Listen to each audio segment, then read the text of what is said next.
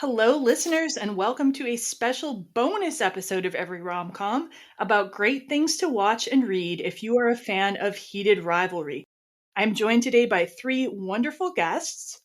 First, we have Jess and Alexia from the Bawdy Literati podcast, who have been on the show before, most recently on our Pretty Woman episode. Welcome back, Jess and Alexia. Hi. I'm very excited to talk about heated rivalry. Me too. Probably not as excited as Jess, though. Nice. I can't wait to find out who's the most excited of all of everybody. And we've got one more person we can find out how excited she is. We also have a new guest on Every Rom Com today, Melissa, who is known as Melissa90s on Letterboxd and at Melissa's profile on Twitter. And I met her while doing a guest panel for a podcast that sadly never got released, but at least I got to meet a cool new podcaster. So welcome to Every Rom Com, Melissa. Hello, Jennifer. Thank you so much for having me. And I guess in terms of heated rivalry excitement, we'll see who is the most between you, me, and Jess. Sounds right. But has Alexia been left off? She just said she's not as... All right. Okay. I'm still having brain fog from the wildfire smoke. I loved it, but I didn't watch it more than once. Oh my God. I know. That's why I'm like, I Sacrilegious. don't think I'm as excited as you guys. Wow. Yeah, it's bizarre to me how many times I've watched that show, and we'll get to that in a minute. Like, we'll talk about our different experiences watching it. But yeah, suffice to say, I have never watched a show more times in the first year it was out. So yeah, one of the reasons I invited everybody to the show today is that you're all fans of the show Heated Rivalry. But before we get into the substance of our episode and recommending things to read or watch if you like Heated Rivalry, I thought it would be good to just give a little basic info in case you're coming to the podcast without a lot of knowledge about it. So Heated Rivalry began as a series of gay romance novels set in the world of hockey. Rachel Reed is the author, and she first wrote Game Changer in 2018, followed by Heated Rivalry, released in 2019. And the subsequent TV series tells the stories in both of those books.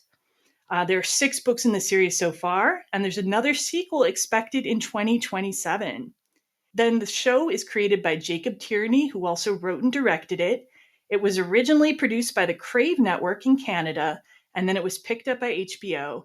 And if you're living under a rock, just know that it has become one of the most phenomenal successes in recent years on television, I would say.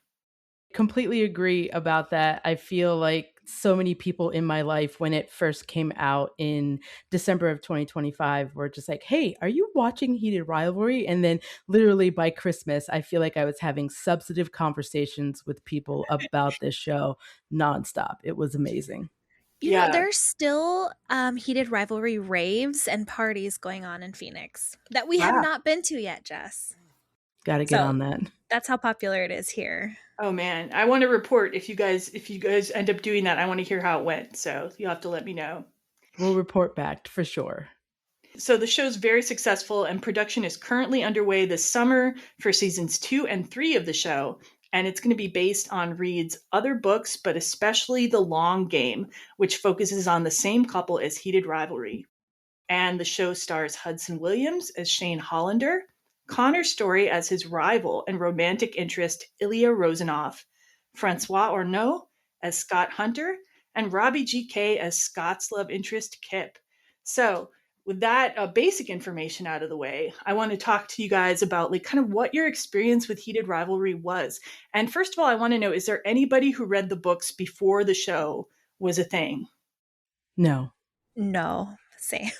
Same. I read the book after. Okay. So let me think. Is there anybody who watched the show when it first debuted? Because I want to find out the earliest adopter out of us. Jennifer, what's the debut date? I think it debuted the same in Canada and the US around November 2025, I think. Okay. I think I remember watching it in November, and I don't know if Jess had texted me or what happened, but then we had a watch party in December. But this was like Jess's 3rd or 4th watch by the time we had our watch party. I wasn't until January. Okay, so I'm going to let Jess and Alexia go first then. And just tell us a little bit about, because you're the earliest adopters, tell us about kind of how you heard about it, what you thought of it when you first watched it, how many times you've seen it, and if you've read the books. And, anything else you want to add is fine too. Yeah, thanks, Jen. So I guess apparently I am the early adopter in this, which is kind of wild, honestly, to think about. But I feel like I started hearing about this show it was like the first 2 weeks of December 2025. I was on Instagram, on social media, and I just saw a lot of people in my feed talking about this show called Heated Rivalry on HBO, and that it was really good, and that there was like a lot of little memes and a lot of little like things, how they get that whole hype train Yeah. going for shows and stuff like that. And so I at first was like, oh, okay, whatever. I'm the type of person where I wait until the whole show is out before I even sit down to watch it. And so I was like, oh, I'll just wait. And then I don't know, it was like the following week. So maybe like the second week of December, maybe the third, there was just so much. And I was just like, okay, I have to see what is going on this show. And I ended up watching the first 3 episodes and I was completely like hooked in. And I think that's when I started texting Alexia about it and was telling her about the show and that she needed to watch it. Nice. So for me, I feel like I was thinking about this last night, and I've watched this show so many times. I haven't watched it like a lot recently because I feel like I overdosed between like December and March when I was telling folks about it. Our book club, I was telling folks I wanted to do a watch party, so we did an in-person watch party with our folks here in Phoenix, and then I did an online watch party as well Oh, wow. with our folks who were out of state and wanted to still watch it. Only one person came, but we had an amazing time. But I have probably watched this show, I want to say 5 times. Nice. Fully, like all 6 episodes I've watched the seasons probably at least 5 times. Very nice. Wow. That's amazing. Yeah. And the watch party, how many people were at the in-person watch party? I think there was 5 of us, Alexia. We went to one of our members' homes who, doesn't have kids or adult children, and they were like, "Hey, come over and you can watch it on my TV." And so we brought snacks, and and we sat down and we watched it. And I think there was about 5 of us. Yeah, I think so. I feel bad because if I had time and not a child that hogs my TV, I probably would have watched it more. Like, so I was looking through our text messages, Jess. It was beginning of December. Okay, it was. Okay. Yeah, you're like, the internet got me. I started watching that Heated Rivalry. It was really funny. Always the internet. Always the internet. I watched the first episode, and it was like the only alone time that I had without my husband or my kid. And then it was like a few weeks later that I was able to get to episode 2 and 3. And then I watched the whole thing. So I guess I watched the first half of it twice. But, Okay. I think I'm really into like book talk and bookstagram, whatever they call it. And that's mostly what my feed is. So I kept seeing people talking about it. Yeah, I loved it. It was really fun to watch it with a group of people. I think that's the way to go. Yeah. We all cried during a couple, like an episode. Yeah. It was the Kip and Scott episode. Oh my God, yeah. No. Everyone was in tears. It was like... Wait, episode 3 or the end of 5? Because the end of 5 got me so hard. Oh my God. Is that... which one's the one that's Scott and Kip? Is that episode... That's 3. Yeah, that's 3. Is it 3? Yeah, that's them. Okay, that's the episode where everyone was in tears. And then, yeah, it was just so fun to watch it with others. Yeah. No, that's cool. And have either of you read the books subsequently? I did, yes. So I think I ended up reading the books in March, I believe, and I only have read the first two that were based off of the show because I got them off of my library card and I had to Sure. return them quickly, and I wasn't able to read any more past that. So, but I have plans to go back and read all six of them in the series before the next season comes out. Just because, it's always nice to be informed. And plus, I love Shane and Ilya so much. And everybody else who gets introduced. There's so many Yeah, people. It's yeah. amazing. I've read ahead too, so I'll talk about that in my section, but I've read ahead. I know what's I going to happen. I can't. So Jess and I are going to talk about it on Bawdy Literati, Nice. and I have to read it like the day before, or I will forget everything, every detail.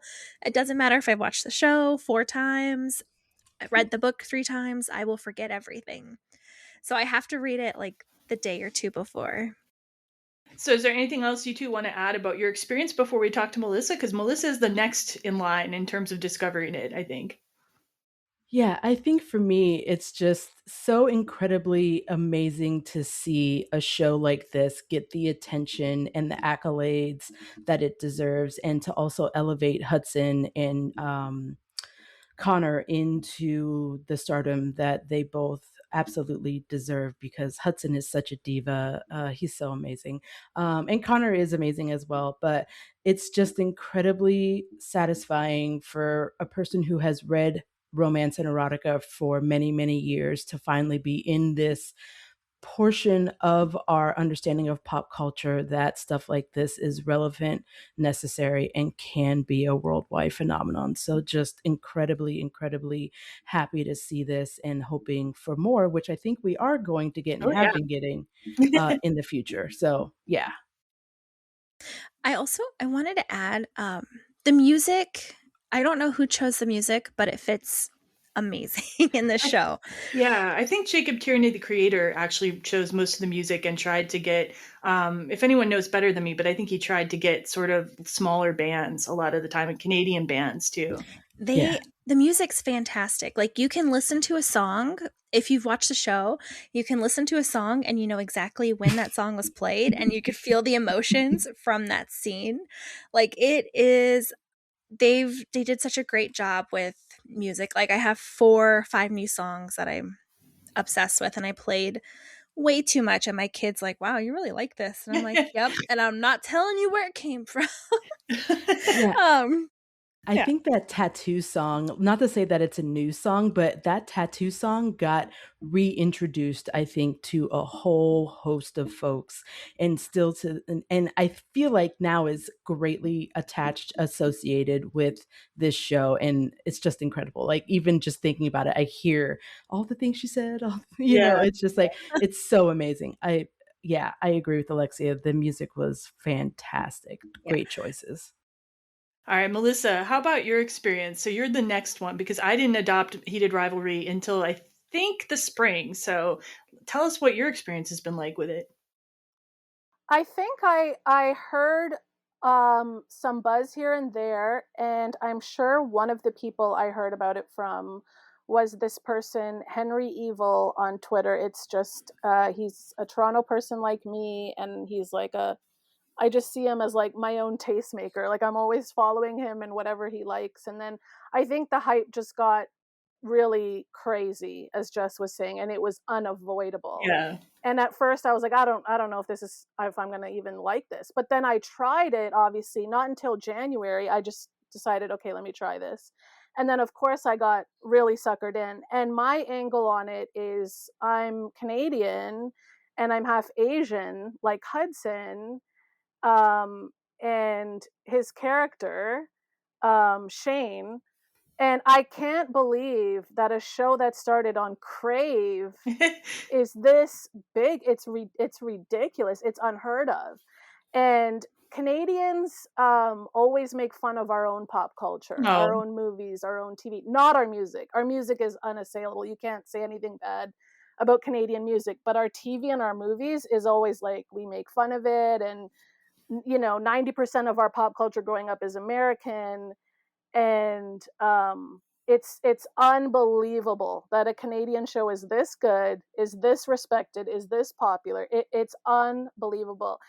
And I watched the whole thing in 2 days, and then I just kept watching, and I kept trying to find other shows, but I was like, oh, I'm just going to watch Heated Rivalry again.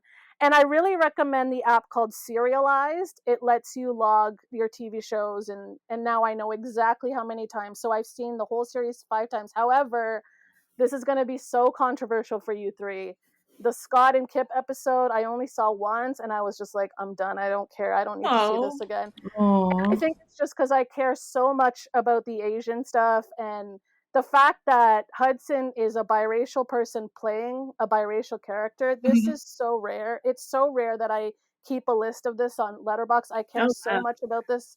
I care so much about Asian representation, Canadian representation, biracial representation. So this show has it all and more. So that's how I care about the show. And so, yeah, between January and February, I saw it 5 times, and I'm like Jess. I had to give up for a while. I had to find other shows. Thank God other shows came on, because I think I found it in a good time. January is like a dearth of programming. There's nothing to watch. So I just kept watching it. But now I'm giving myself a break, because it's like, okay, I gotta leave this apartment and see other things, you know. But yeah, I loved it, and I loved the acting, and I love the representation. I love that it's Canadian. It's so Canadian. It's unbelievable. The only thing that's not Canadian is Connor, and that's it. But it is so unbelievably Canadian, and then that's really awesome. Yeah, like actually, I think I have one Canadian movie in my 2 Canadian movies in my recommendation. So I'm going to continue the Canadian representation with my picks. Yeah. But also, like I was going to say, yeah, I think actually Canadian TV shows are often really good. Like Kim's Convenience made it over here on Netflix for a while, and I thought that was a really awesome show. And I've got to. I'm sure they're good. It's just, as a Canadian, it's like you know, it's like an insecurity thing. It's like, you know, I tend to go for American things first, which isn't right, but they kind of have to earn our respect more, which is it's not fair, but yeah, that's how I'd put it. I've got to see your Letterboxd list too. You said you keep a Letterboxd list for like specifically like biracial representation, or? Oh yeah, God. So let me just say right now, I have 1,400 lists on Letterboxd. So just that lets you know how insane my brain is. Okay, if you can then send me a link to that particular list, I could. Absolutely. Because the reason I bring that up is because there are movies about biracial people that are not even played by biracial actors. Like they'll just hire a white actor, or they'll, you know, another example is To All the Boys I've Loved Before. She's supposed to be half Asian, and they just hired a full Asian actor. Now that's fine and all, but then on the other side of it, there's the movie Crazy Rich Asians, and 2 biracial actors were hired for that cast, and people complained. So my response is, if you don't let us play biracial characters and you don't let us be in Asian movies, what roles are we supposed to play? So they actually hired Hudson, who is biracial, to play a biracial character. That makes me very happy. Yeah, I can see that. Yeah, send me that link and I will put it in our show notes so that people can see that. No problem. I would be interested to see it myself, and I probably don't have time to look through 1,400 lists on. No. I'm just teasing because I bring up my lists a lot. They're just good reference points. No, I love Letterboxd lists. They're great. Yeah, fantastic. Yeah, that's incredible, that amount of lists. But then also, I'm also biracial, so half black, half white, and so I also very much clock like these things about biracial characters who are being played by fully other you know, ethnicities and racial, you know, identities and stuff like that. And so that's amazing, and I look forward to seeing your list as well. Sure. Yeah, I love that stuff. I'm always noticing that stuff too. Very cool. Very cool. All right. So I guess I'll tell, unless Melissa, do you have more you want to add? Because if you want to add anything more, otherwise I'll tell about my experience, or. I think that's pretty good for now. That just kind of gives a full picture of why I like the series. All right. So I did one of these things. I try not to do this, but I did one of these things with this show where it was so hyped that I thought it had to be overhyped, right? By the time I got around to it, I was like, oh my gosh, this can't possibly be as good as everyone's saying it is. And like finally we were doing a sports rom-com series for Every Rom Com. And I'm like, well, this is a sports romance, so probably I should be familiar with it. And so I started watching it, and like I think like the first two episodes I thought were really good and like well produced, and like I liked the actors and everything. But it was actually the Scott and Kip episode that bought me in fully. And I think it's because I'm not as much of a slow burn kind of romance person. I very much like a traditional meet cute kind of rom com a lot of times. And that's what episode 3 is. It's that traditional meet cute, intense love, but then there's an external obstacle. So when I saw episode 3, I was like, this is like seeing like a perfect 1 hour romantic comedy, but in a television show. And the writing is so sharp, like on the whole thing, but on this one in particular, you get like almost the whole story in one episode. And I was like flabbergasted by how well done it was. And then, of course, in episode 4, everything gets more complex, more interesting. Episode 5 is my favorite. I think it's a total masterpiece. And yeah, and then episode 6 is a great ending. And I've watched the show a total 4 times now. The third time I watched with my husband, and he liked it too. So that was awesome. So I've seen it 4 times all told. I think the thing I love so much about it is that, I mean, there's a lot of things I love, but just the romance genre a lot of times doesn't get a lot of care put into it by creators. But this is an example where the writing is so good. The production values are so good. The set design, the music choices, as you guys were saying before, the level of the acting is so good throughout. It's like a lot of times you see these streaming romances and they're very throwaway.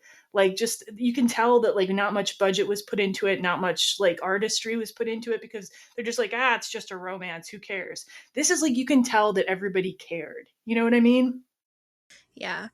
I like the breathing room. I think this show has breathing room. I Yes. think I've complained about that in like other episodes of, I think maybe the one that you watched Fear with us, and I was complaining about like modern TV, but there's a lot of like just time like to process. So like you could see Hudson just processing his emotions. You could see Connor like just processing, I don't know, or breathing room. It was really refreshing and not overstimulating. Yeah, you wouldn't get something like that phone call scene where Connor speaks in Russian and Hudson doesn't understand him. You wouldn't get that, but you know, but he understands sort of the emotion. You guys know what I'm talking about in episode 5? Yeah, You that's a would great not scene. get that you would not get that in most streaming stuff. Like you wouldn't get something so complex and so deep. So I love it. I really appreciate all the different tones the show has. Like you have really 2 romances in one, because you've got episode 3, which is like more traditional meet cute, and then you've got your slow burn, kind of hook up at first, almost enemies to lovers, not quite at that, but like similar. You know, it's got so much. So I love it. Really respects the genre altogether. Was anyone surprised by the amount of like spice that was shown? I was, yeah. I feel like I was as well. Like it felt like like from go, like there was like intention of creating like this sexual tension between the two of them. And then when it was released, it was like dynamic and like actual like things you would kind of see or feel or like read. Alexia and I do a book romance podcast, and so when we're reading, we're just like, oh, some of these scenes are really well written, and you kind of can be a voyeur in a lot of respects. And I feel like that's what Heated Rivalry did with those scenes, was that they created the atmosphere that you were in the room with them and felt everything that they were feeling. Yeah, it's unapologetically gay, man. Like this, they're gonna portray these men having hot, steamy scenes, and I love that. I mean, you've got a gay creator and a gay writer and director, so go for it. And at least a few of the actors are potentially queer. At least one is bisexual, out bisexual. So nice. I love it. So now we're going to do some recommendations for things that you can watch or read if you love Heated Rivalry. And I think we'll each do one at a time if that suits everybody. And then so I'll go first and then move on to the next person. And does that sound okay to everybody? Sounds good. Okay, and I'm going to do, and I think I'm actually going to do my second recommendation first, because of all the things I've watched, this is the one that reminds me the most of the themes in Heated Rivalry. So I'm going to recommend a movie called Mario from 2018. It is streaming all over the place right now: Prime, Tubi, Roku Channel, Plex, Mubi, YouTube TV.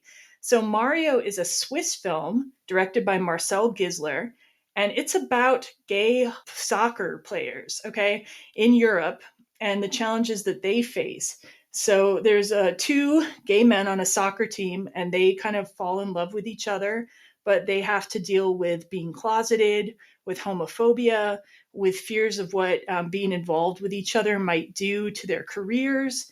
I think it's not.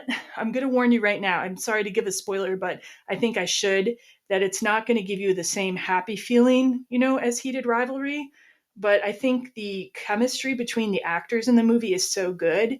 Some of the love scenes are also very good between the actors, and I feel it's very authentic. Unfortunately, we haven't come very far, unfortunately, with gay athletes being, able to express themselves fully in that world.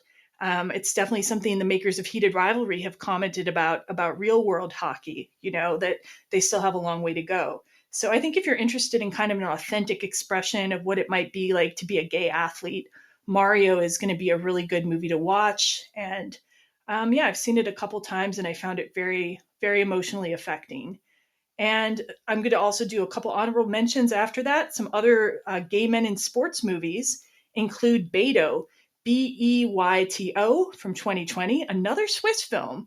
And this one has a Turkish immigrant as one of the characters, and it adds another wrinkle of discrimination and difficulty. Handsome Devil from 2016, which has Nicholas Galitzine, who is always hot. And that one takes place at a boarding school and has gay characters at a school that is famous for rugby. And then another rugby movie, In From the Side from 2022, is another movie about gay sportsmen, gay athletes, and the challenges they face. And I will put all the things we recommend in the show notes, so you don't have to be taking notes while you listen to our podcast. But yeah, again, my main recommendation, Mario from 2018. Check it out. Excellent. Yeah, Jen, this recommendation is really good. And I feel like I'm going to have a whole bunch of movies and TV shows to definitely watch and keep up with after this. So thank you for that one. Nice. Well, that's why we're doing Yeah, the show, right? We can recommend things to absolutely. each other and to the audience. Yeah. Yeah. Okay. So I'll go next with my recommendation.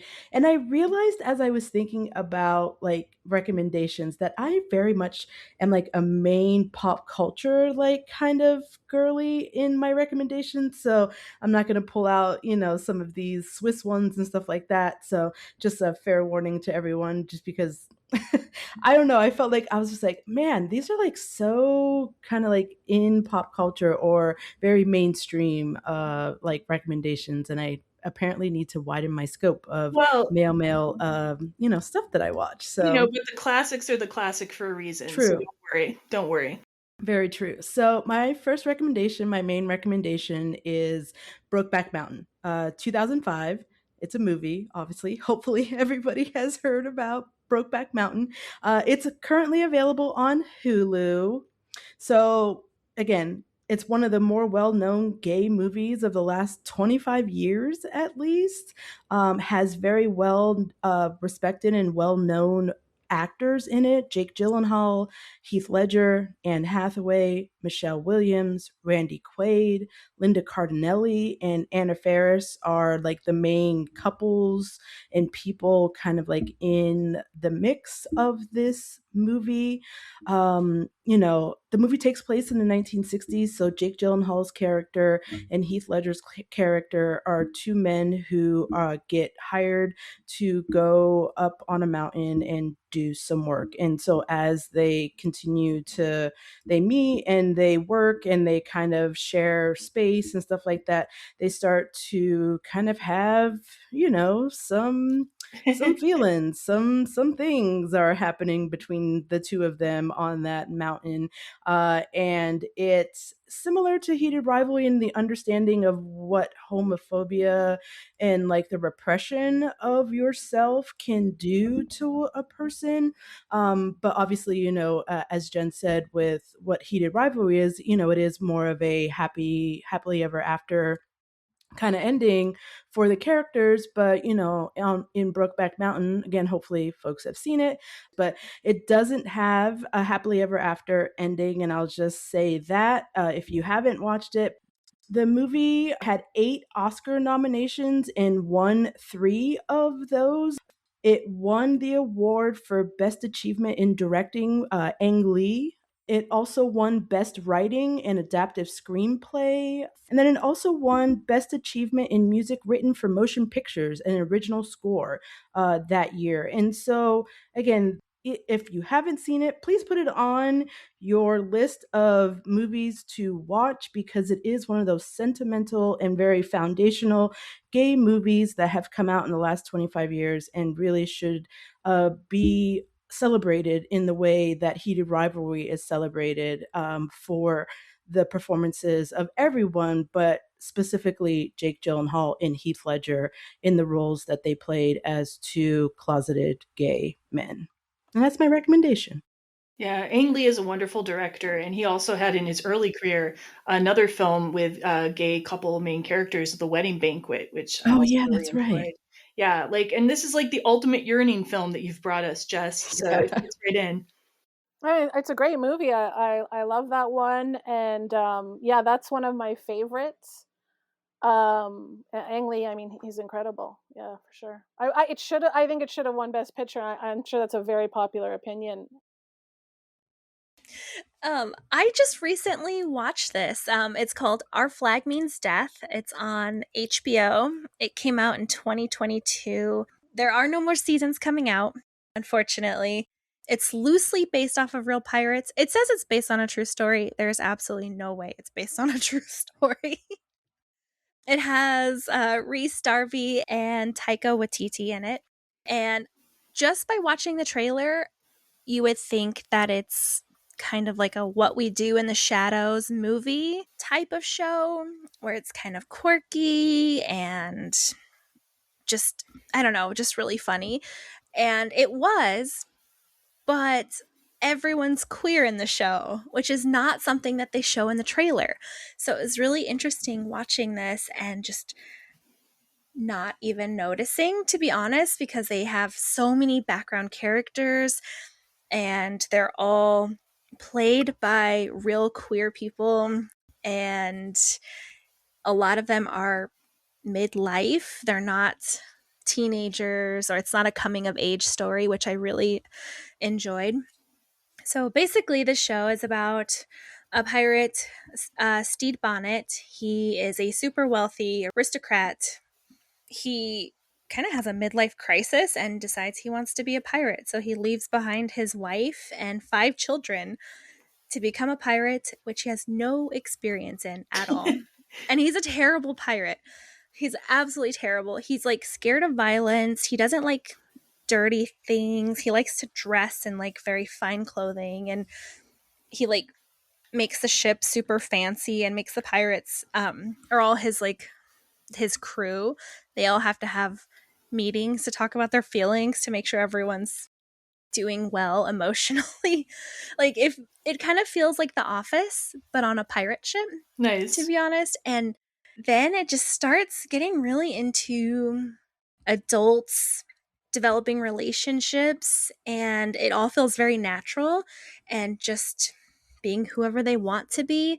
So like Taika Waititi plays Blackbeard, and he's absolutely hilarious as Blackbeard. And he ends up playing the love interest, and you don't realize that they become friends. They're complete opposites. Like Blackbeard is trying to kill Stede, so he just becomes friends with him to try to take his identity, and then they kind of end up becoming really good friends, and then they end up falling for each other. And the last episode of the first season, they kiss, and you're like, what? I had no idea. I don't know. It was just a really fun show, and I liked that it was portrayed a lot of queer characters played by actual people who are queer in real life. So yeah, that's my recommendation. I've had that show recommended to me by a lot of people, but I have to say your hype for it makes me want to see it. So I think I will finally watch it this year. Like, even though I tend to be more of a movie person, and I don't get into TV shows as easily, but you have sold it to me, I think. Yay, it's really short. The episodes are like 20 minutes or Oh, 25 okay. minutes, which Yeah. makes it for me easily digestible when I don't have very much time. Yeah. There's only like 10 episodes a season, so it's really quick. I don't know. It was just really unexpected and it was fun and it's dry humor. So you're sitting there just watching these pirates be terrible pirates. I don't know. I loved it. Alexia, that is such a great recommendation. I loved that show. It was Yay! incredible. Just highly, highly recommend that show as well. All right, Melissa, what have you got for your first recommendation? Okay, my first recommendation is Killing Eve. Killing Eve is a BBC television show that ran for 4 seasons. And there are a lot of parallels between Heated Rivalry and Killing Eve. It's basically like a gender flip version almost of Heated Rivalry, and age the characters up a bit. It stars Sandra Oh, who is Asian and Canadian, like Hudson Williams is, and she stars as a American MI5 agent in the UK who is tasked with chasing a female assassin, a Russian female assassin, played by Jodie Comer, who is a British actress. And it actually, another thing is that the series is based on books, so like Heated Rivalry, and the show plays out like a cat and mouse chase, kind of for 4 seasons. And I recommend it for those reasons, but also it definitely has LGBTQ plus themes. Jodie Comer plays Villanelle, who is this crazy assassin. I think she gives a generational performance. I just think she's so fantastic. I was even Villanelle for Halloween once.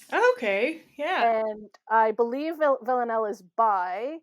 And Sandra Oh's character, she starts the show, I think she thinks she's straight and she's married to a man. But her and Villanelle become so obsessed with each other and infatuated that, I don't want to say too much, but there's definitely lesbian, gay themes in this show. And it's very violent, so beware. And it's, I found it really electrifying, and it was so exciting to watch when it was still on. And the stats for it, it's on Apple TV and Netflix. It started April 8th, 2018.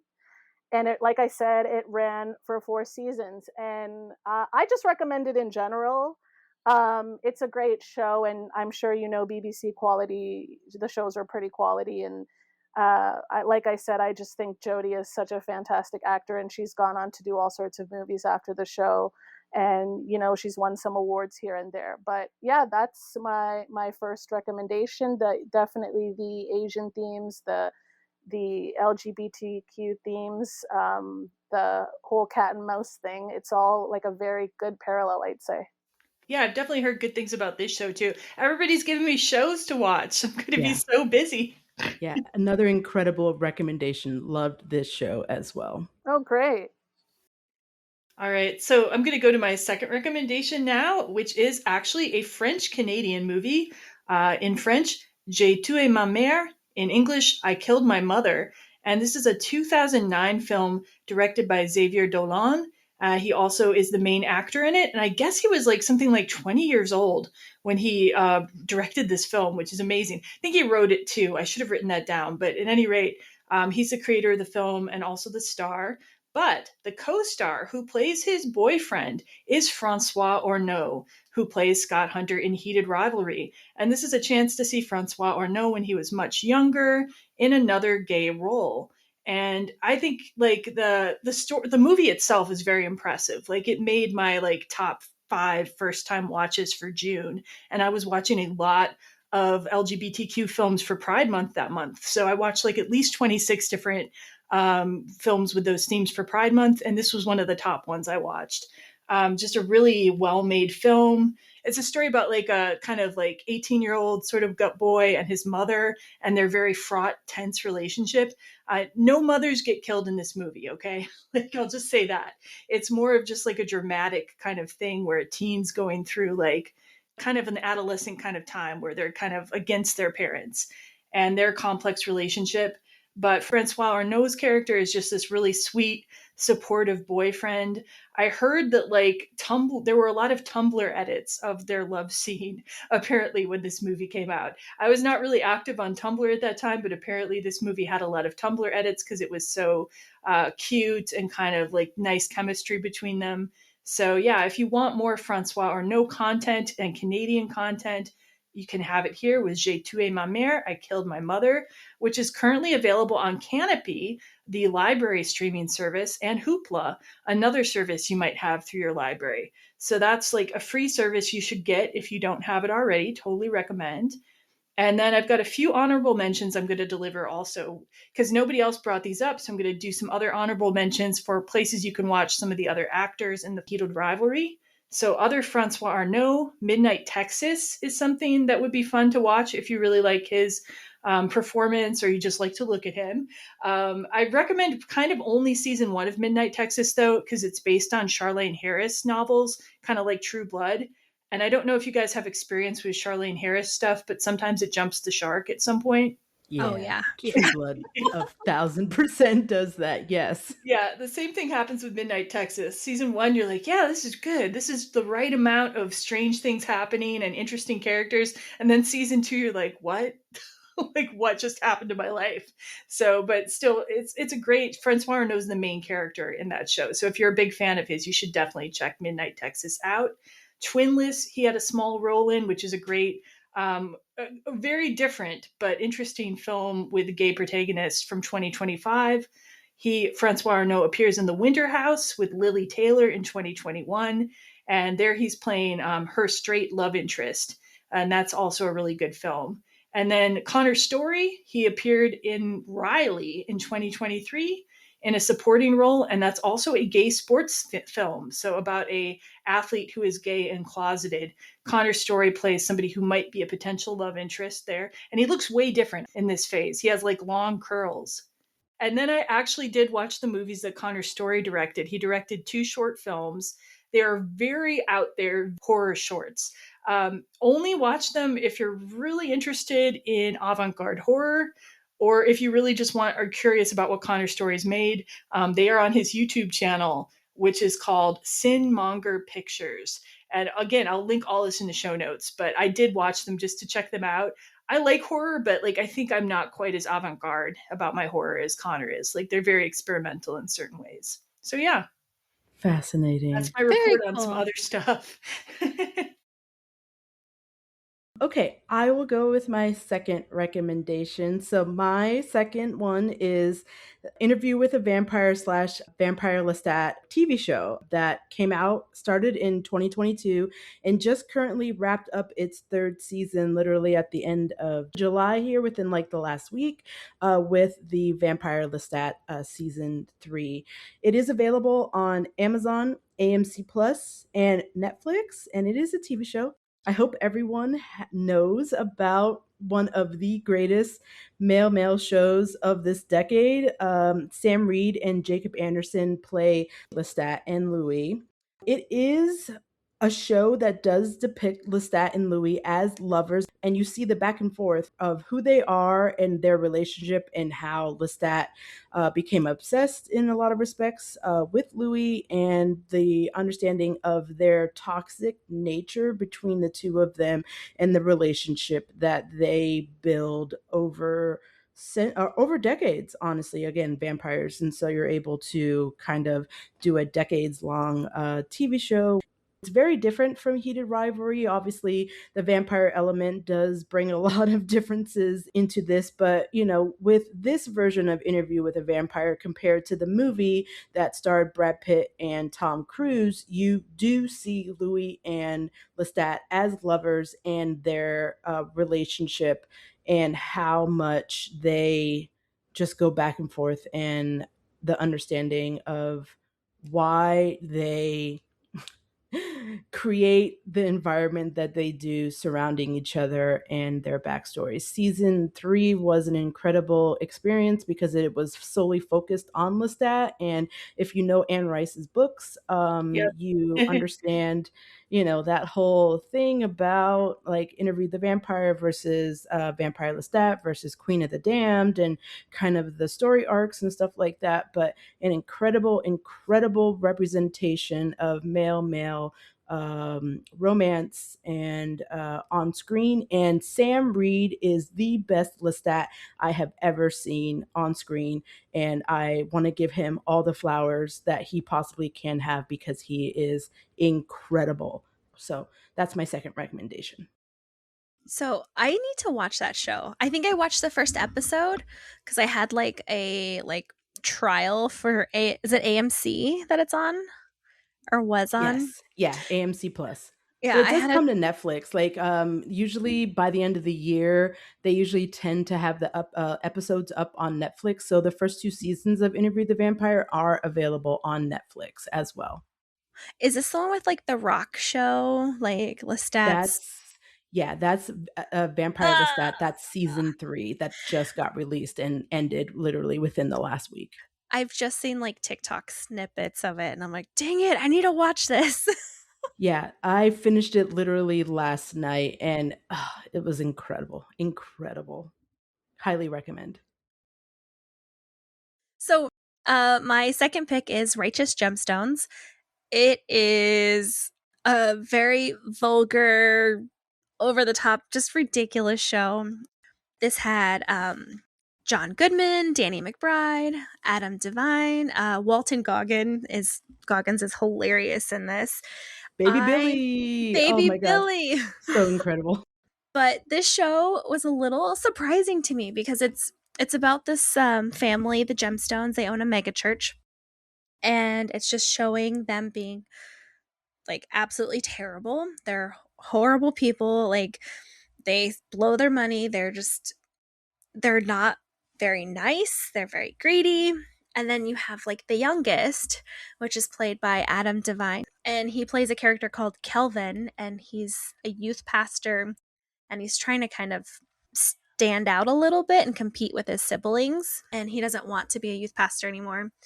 And it's ridiculous because he ends up saving this Satanist guy at a rave called Keith, and they become best friends. And for 4 seasons, you get the slowest slow burn ever with these two characters. You see Keith and Kelvin just becoming good friends. They rely on each other quite a bit. Keith is always helping Kelvin in not like a I'm your servant type of way, more of like an emotional support or like just a hype man. He's always there. I don't want to spoil the ending, but it's a very happy ending with him and Keith, and it was kind of surprising for a show about a mega church family in Texas, and I loved the ending. But yeah, if you're looking for something completely off the wall, I recommend it. Nice. Yeah, no, that's interesting. I've definitely heard good things about this show as well, but I hadn't heard that angle about it, so that's cool. It's wild though. I just a heads up. It's a wild show. So my second recommendation is Fire Island, and Fire Island is a movie that was released on Hulu June 3rd, 2022. Canadians can watch it on Disney. We do not have Hulu. But Fire Island is a modern retelling of Pride and Prejudice, starring a predominantly Asian and LGBTQ plus cast. Joel Kim Booster, who plays the Elizabeth Bennet character, actually wrote the screenplay. So right. instead of having female characters being the Bennett sisters, it's all men, and like the title says, they all just go to Fire Island for the summer, and they all have romances like Pride and Prejudice, and I recommend it as an associate to Heated Rivalry because it is so rare in North America to get movies starring an Asian cast, especially a romantic comedy. And things have been slowly getting better. I give full credit to Crazy Rich Asians, A Simple Favor, movies like that. But it is even more rare for Asian males to get to play romantic leads. Even more rare for Asian gay men to play romantic heroes. And this movie, has it all. And Conrad Ricamora plays the Mr. Darcy, and I mean he's wonderful and sexy and etc.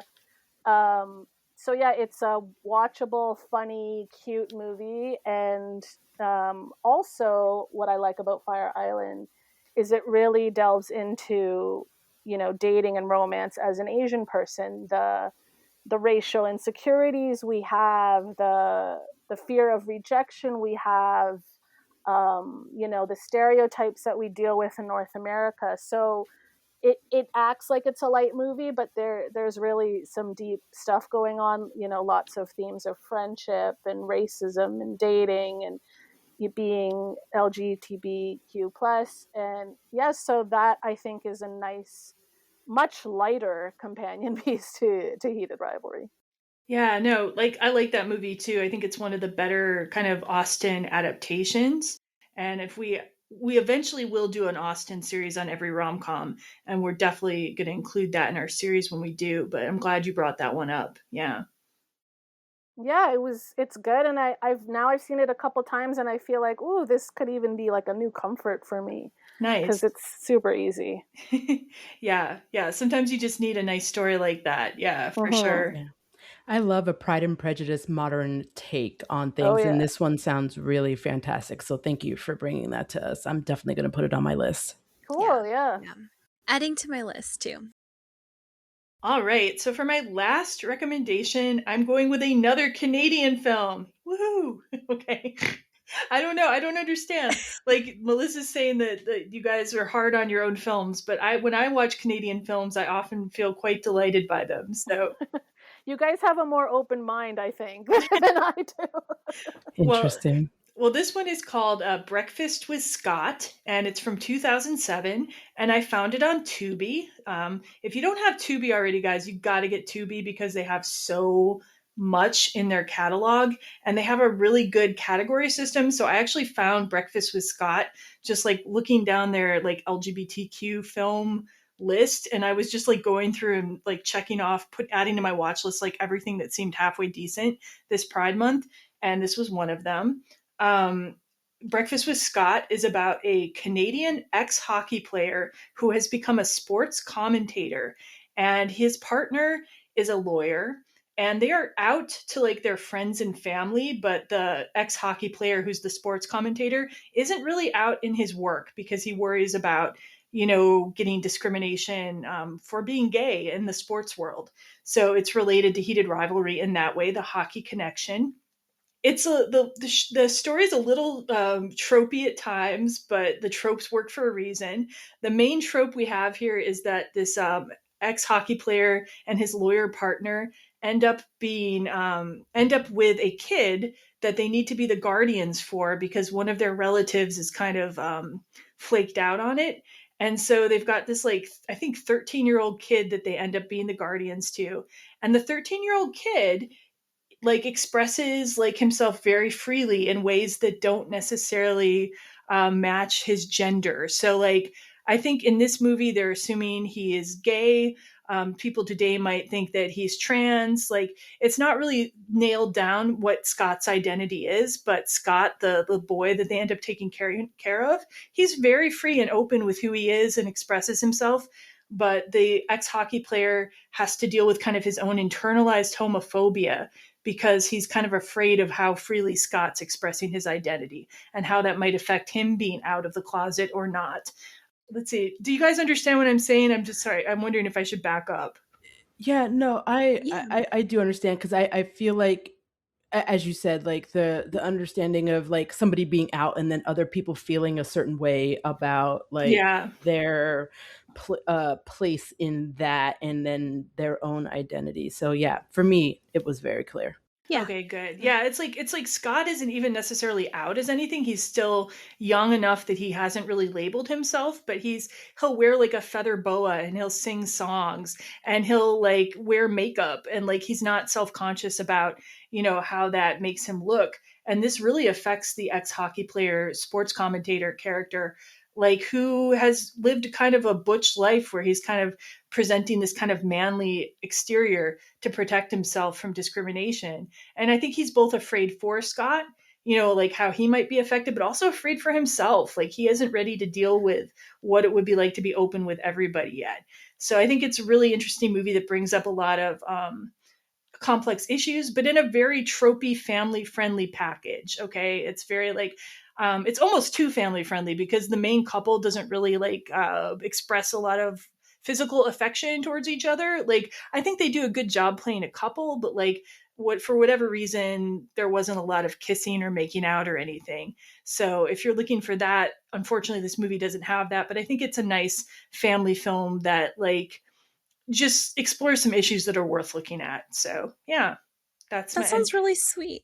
yeah, I found it very sweet, and my husband watched it with me, and he enjoyed it as well. So yeah, Yeah, Love I that. also agree. It does sound incredibly coming of age like type of like situation and what that means for somebody, and as I said, like the effect that every that decision has around everybody else and how they identify. I love those types of things. So yeah, amazing. and I'm going to also give my last two honorable mentions. These have nothing to do with Breakfast with Scott, but they're just my last two that I want to throw in as if you like heated rivalry, you might like. So, God's Own Country from 2017 is sometimes talked about as like a more positive, happy ending version of Brokeback Mountain. So, and that's got Josh O'Connor, who like everybody may know from Disclosure Day or Challengers. Great actor, wonderful movie. And then Rivière from 2023, which I believe is on Tubi still, and that is about a teen girl who is a hockey player, and she has a little romance with another girl. Kind of like more of a drama, not a down ending, but not entirely happy either. But like I like to have some women playing hockey representation too, so that's another one you might want to check out. And that's all of my recommendations. And now we'll hear the rest of yours. Yay! Thanks, Jen. So my last recommendation, I'm actually going to throw out a book, and it's a book that both Alexia and I have read. It's called God of Fury by Rina Kent. It came out in 2023, and it is available on Kindle Unlimited, Audible, Hoopla, or you can shop your local independent bookseller as well. Because folks out there who love those physical copies of books, get out there and shop local and independent if you can. But this book is book 4, I believe, in the series. And Alexia and I read the first book, which is called God of Malice, in this series for Bawdy Literati for our dark romance season. So it is a male dark romance story of college aged men who one of them is in the mafia, which is wild to even think about because they don't even talk about the mafia a lot in this book, and has really intense anger and boundary issues. And the other one, Brandon, he is very repressed and has to control everything because so much of his life is supposed to be one way, but it's not. And he feels like he has to hide that from everyone. And so the book just kind of covers, their interaction, how they started, being in each other's world, how much Nico has so many persistent like things where he will not let Brendan have a breather, and is glued to this boy in so many ways that it does feel really, really stalkery. But it is incredible in the sense of what it means to be have repression in your life and the effect of trauma and living in a world that is privileged, but then also you feel like you're an outsider. And it is a really good understanding of how these two characters, who Nico is gay, where Brandon thought he was straight but is really gay, and so he's only ever had girlfriends, which he hates his girlfriend in the books and talks nonstop about how much he hates her, but she is like a part of his image and stuff like that. And so for me, this book is probably one of the best books in the Rina Kent universe. This book is a part of a larger, like 36 book universe, Wow. kind of telling of their grandparents and their parents and then these kids. And then Alexia has been reading a little bit more, and there's like nieces and nephews as well that get introduced in this series. And so if you are a Rina Kent fan, God of Fury and the whole Legacy of God series is incredible. Highly recommend. But Nico and Brandon's story in God of Fury definitely has ups and downs. It is very violent. Again, it's dark romance. So a lot of kind of like violence happens in those books just in general, but incredible telling of this story between these two men, and probably my favorite book out of this 6-book series. So, like, what's the spice level then, would you say, on this book? I would say it's pretty up there. I give all Rina Kent books probably like an 8 out of 10 on spice level, because she goes way in, and it's not just like spice, but it's like, like danger of your physical self Yeah. and like what that is and stuff like that. So I would give it an 8. Alexia, I don't know if you have another rating that you want to give to this. I think that's fair because she also goes into detail. Like, so her characters talk out loud about what they want to do to each other. So there's a lot of buildup. And yeah, it's pretty spicy. And then she does go over a lot of, I guess, what you would consider dark kinks or fetishes. Yeah. A lot of it times involves like pain and some sort of bondage or something. So I would rate it pretty high. And then I'm glad you added a disclaimer, because her books are not light reading. It's No. You need like a mental health check, read your the content warnings. warnings. Yeah, be prepared before you go in to So those. they do have content warnings available that you can see online, or Yes. something like. Okay. Yeah, they're usually at the beginning of the book. I believe they're at the beginning. Yeah. Okay. Yeah. Absolutely. But yes, that's my third recommendation. Again, had to bring a book because Bawdy Literati, podcast about books. So we gotta throw in a book here. And then I want to do an honorable mention.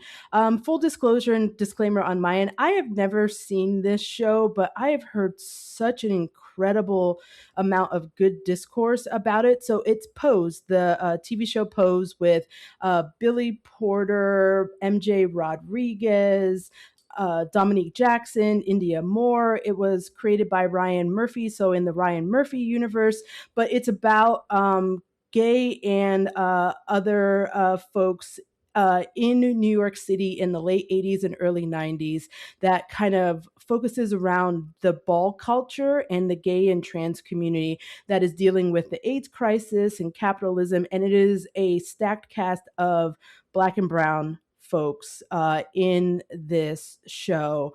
It ran from 2018 to 2021. It is available on Hulu. At some point, I do want to get to, being able to watch this, but I have heard nothing but incredible things about this show. And so I wanted to bring it as an honorable mention here and recommend it to folks. Nice. Appreciate that. Yeah. So I feel like this is, everyone's probably already seen this, Schitt's Creek. It's also a Canadian TV show. It's on HBO right now, and it has the Levy family. So it has Eugene Levy that plays the dad, with his son, Dan Levy, who plays his son, and then his daughter plays one of the townspeople. Catherine O'Hara is absolutely amazing in this. She's hilarious. And then it has Annie Murphy. Have any of you seen Schitt's Creek? I began watching it, but I haven't finished watching it. And I was going to say, though, I heard that Francois Arnault also played a character on Schitt's Creek at one point. So it does have another heated rivalry connection, I guess. It does. So he played a terrible character. Oh, though. no. Yeah, he plays this like fancy like photographer from New York. That's I think his name's like Sebastian or something. And he was just a terrible ex-boyfriend to Dan Levy, who plays David. And he just goes to this tiny town to kind of make fun of their family and see how bad they've done and like just make fun of how poor they've become, which is really sad. I know. He's only in like one episode, and he, of course, he like is still hot, but you're like, oh, he wears some. I don't know.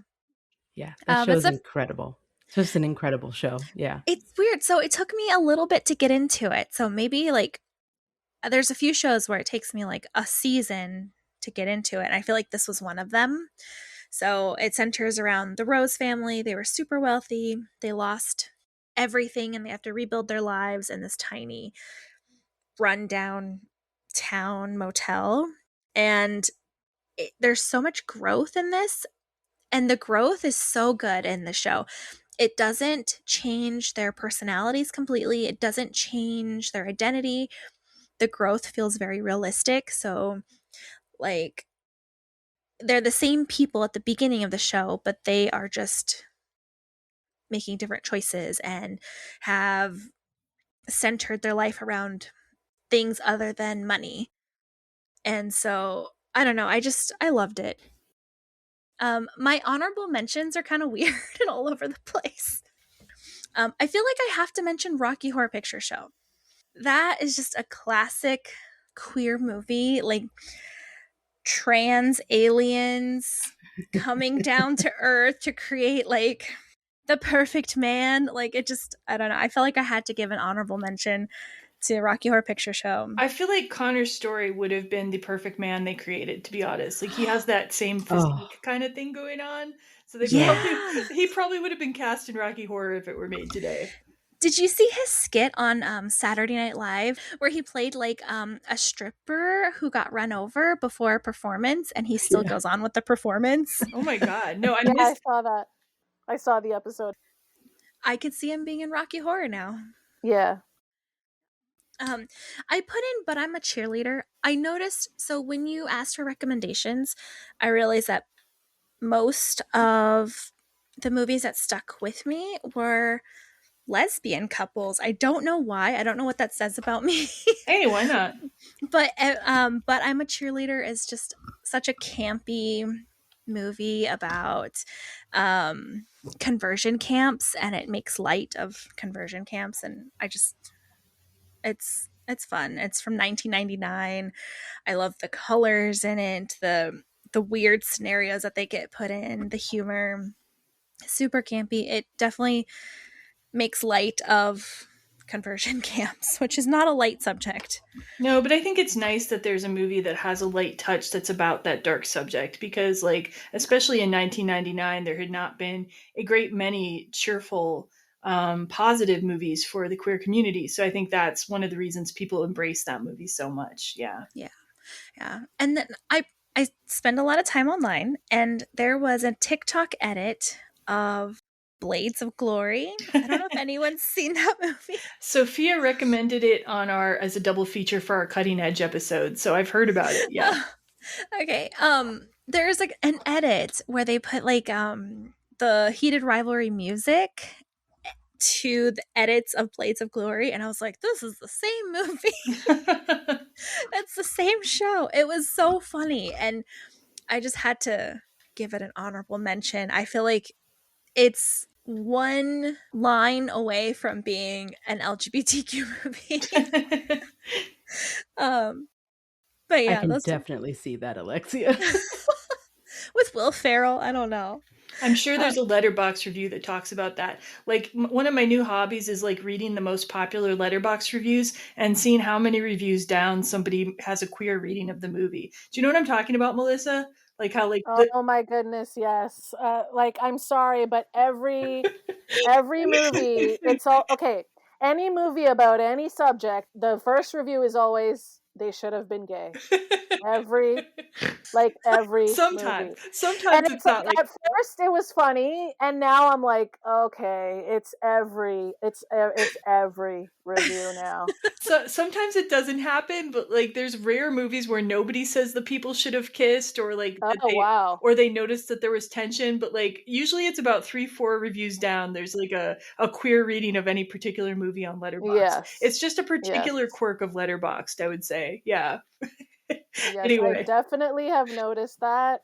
It's like another one is like another cliche on the site is like they'll just name whatever role that person played in a Marvel movie, like Doctor Strange is battling Pepper Potts or whatever. It's like, okay, like why do we always have to go back to Marvel? Just can you review the movie? There's lots of quirks that Letterboxd has like that. Yeah, like no, I mean it's fine, but like let me see. I'm just gonna check really quickly though. Oh yes, okay.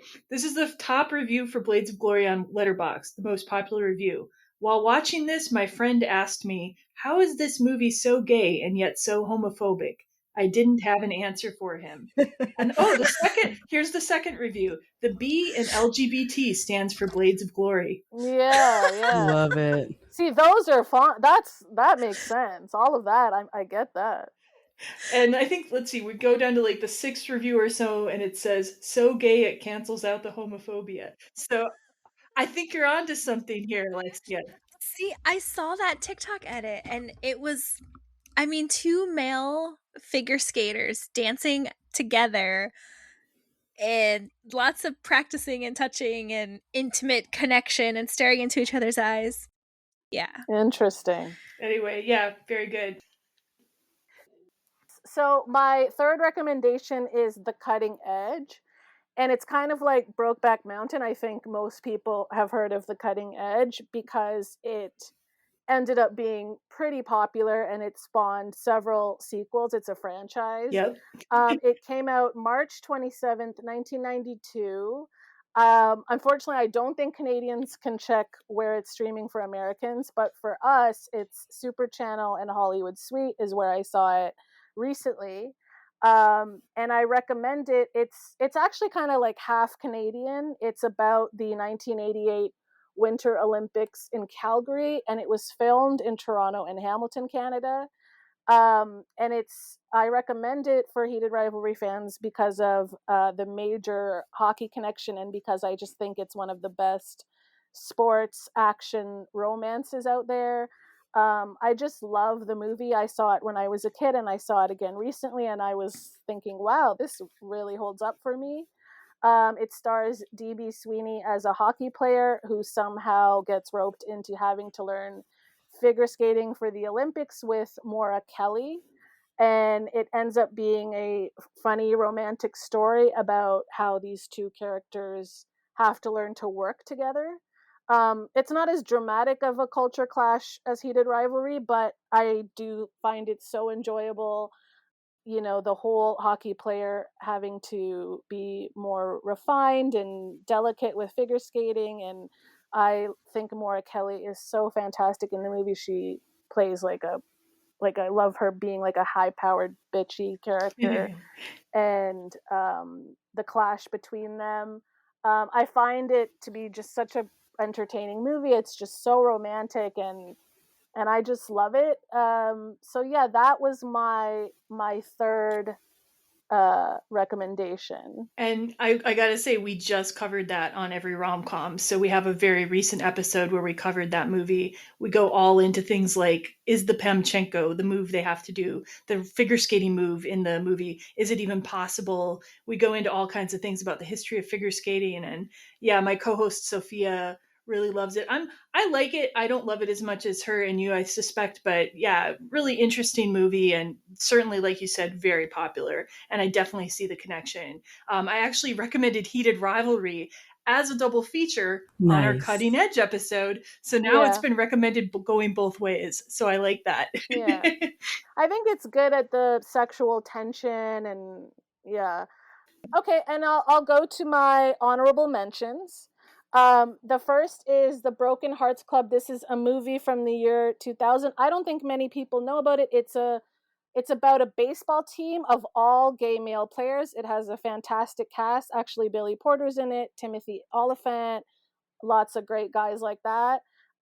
It's just like I just was really blown away. I saw it recently and I was like, Nice. oh my God, I love this. Well, I'm a big baseball fan. Oh, cool. Please Like Me is a BBC show from 2013 about a young British man who is coming out. And I just remember really liking it back then. The Black Mirror episode called San Junipero Yeah. from 2016. Now, Oof. this is like a big cult favorite, I'd say. Black Mirror obviously has been on for, I think, 7 seasons, and this was, I don't know, 3rd or 4th season. But it is a lesbian love story that takes place in the 1980s. It's an interracial love story between a white woman and a black woman, and I mean, it just blew people away. It's very romantic. There's an incredible soundtrack. It's very nostalgic. The style, the romance, the tension. It's an incredible. It's almost like a mini movie, as a lot of Black Mirror episodes are. But this one is just a fantastic lesbian focused story. I definitely recommend that. That's on Netflix. And unlike other episodes of Black Mirror, it doesn't leave you wanting to like crawl into like a closet and cry. So Yeah. it's a very positive feeling you get from that one. Yeah. For sure. A lot of people say that's their favorite Black Mirror or top 5. Yeah. Yeah. Then this is kind of funny, but the honorable mentions I haven't seen. Youngblood, this is kind of an inside joke because people say Connor Story looks like Patrick Swayze, and people compare Hudson Williams to Keanu Reeves because they're Asian, white, and Canadian. And they were actually both in a hockey movie together called Youngblood in the 80s. Wait, so Patrick what? Swayze and Keanu Reeves were in a movie when they were young in the 1980s called Youngblood. I have not seen it, but it's got to be kind of Heated Rivalry-ish. There's hockey and, so that's pretty cool. Saving Face is American-Chinese rom-com about 2 women. And I've always heard amazing things. I feel bad that I haven't seen it yet, but that one always comes recommended. And then I thought sorry, before you go on. Yeah, I have seen Saving Face. It's very good, and we covered another movie by the same director, Alice Wu. We covered the half of it on one of our very first episodes. So yeah, the half of it is also a story of a young lesbian. So she makes some great movies, beautiful movies. So definitely, that's cool. Yeah. I also thought of Bound. Bound is a huge cult favorite, it's a movie starring Gina Gershon and Jennifer Tilly. And Jennifer Tilly is also Asian and white. So that might be a cool like parallel. I always hear good things about it, but that's another one I haven't seen. I think that's like a thriller noir. Yeah. So yeah, those were the 3 that I haven't yet seen, but that I definitely thought of when it comes to Heated Rivalry. So you guys all brought wonderful recommendations to the show. Thank you so much for participating, giving your thoughts about Heated Rivalry, and giving people some ideas of new things to watch or read if they love Heated Rivalry. And before we leave, though, today, just please remind everyone where we can find you on social media or on a podcast platform. So I'll go for us. So Bawdy Literati is our podcast, Alexia and I, where we talk about fiction that fucks. That's our tagline. And we're in our 4th season. We're actually wrapping up our 4th season, and we'll be starting production of our 5th season here soon, which is very much tied into the conversation that we had today. So just a little hint on what you could potentially expect from our upcoming 5th season of Bawdy Literati. You can find us on social media on Instagram at Bawdy Literati. But you can also find us on, we have an email address, bawdyliteratipodcast@gmail.com. Come and find us. We would love to have you on there and with us. Alexia, anything for you? No, this is my first season, so I am super excited about filming a next season with Jess. It's been so much fun to just trash talk smut and enjoy it together, which is really weird to say. um, but no, I've had such a great time. So yeah, come hang out, listen to us talk about some popular books, and overanalyze characters. Awesome. Well, hopefully I'll put all that in the show notes and people can go and find you and hopefully listen to your episodes and get some recommendations for some books to read. And Melissa, anything you want to share about where to find you? I know that you don't have your own podcast yet, but you also do have a presence online. Sure. I am Melissa's profile on X or Twitter. I also, like I said, I'm a big pop culture person, so I'm Melissa90s on Letterboxd, Serialized, and Music Board. Ooh. The same handle across all three. Yeah, I love the 90s. It's pretty simple. And yeah, I'm really active on Letterboxd. I will send you the list of the biracial representation, my Heated Rivalry playlist, and I will send you me and my Villanelle costumes for Halloween. Nice. And that's from Excited. my Instagram, Melissa's_Graham on Instagram. Nice. Okay, looking forward to all of that. Yeah, so thank you so much, everyone, for being here today. It was great having you. Thank you so much for having us. Bye. Yeah. Thank you. Thank you.